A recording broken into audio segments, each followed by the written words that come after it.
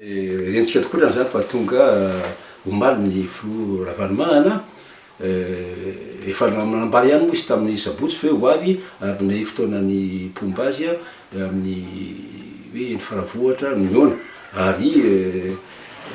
tonga tokotrany izy ary de ohatrany nanivotro ny davinareo dia amin'ny mahamalagasy dia everiko fa raha sy hitsiny raha tantika tonga tandrazana ny reo olona zay ny antony maro dia voatery nandao anty firenena ty tamin'ny raharaha sivy amin'ny roa arivo reny ka eto dia manarotra ny rabany filoha ravanimahana zany amin'ny fahatongavana somatsara eto an-tanindrazana marina fa hoe tsy mazava tsara amitsika na amin'ny fomba natongavany fa ny fantatra aloha de efa tonga izy fa ny zatran'ilay faharoa koa mantsy de ny hoe ahoana tokotrany no voatery ve ny fitondrana ametraka azy en résidence surveillée zay moa no filaza azy ny filazany azy ainy indrindra hoe ho fiarovana azy anaovan'ny zavatra io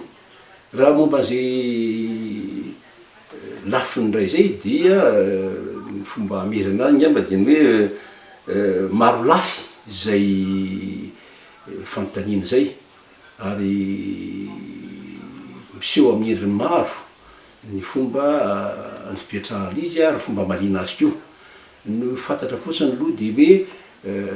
tsy azo ambanina tsy azo atao tsinitsinina le loza amy tatao zay mety navoakany akolafona samihafa ny amin'ny sécurité any président ravanimahana zany zay zatra ray zay ka dia tsy de hiditra lalina am'izay ngamba fa hoe ny tena mamay de hoe movy izy am'izao fotoana zao tokotrany dia tsy tandonidoza tsony raha marina zay dia ara-pasoa ara-patsara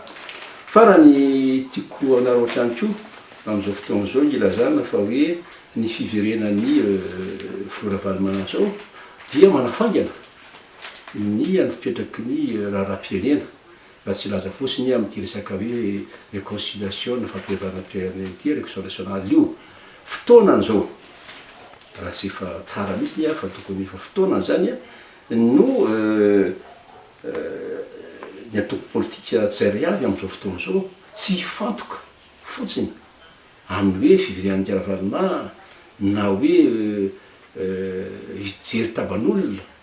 am'ireo filoha dimy mifandimby eto am'izao fotoana zao tsy zay nga mamay fa fotoana zao am'ireo atoko politika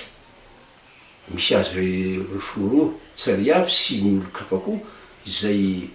de andrandra itonany firenena ty fotoana zao hijerevany ny tokantranony anamafisana manamafisana izy ireo ny tokantranon'izy ireo ary hijery ny fomba fanaovana politika amin'ny manomboka am'izao fotoana zao zay ngamba ny zavatra tena lehibe tokony atao ary fotoanany ko zao hijerevany hoe ahoana amin'ny tena hevim-panahy hitondrana zany firenena zany zay ngamba ny hoe raha vitantsika ao anatin'ny réconciliation nationale zany zavatra any dia ara-pasoa ara-patsara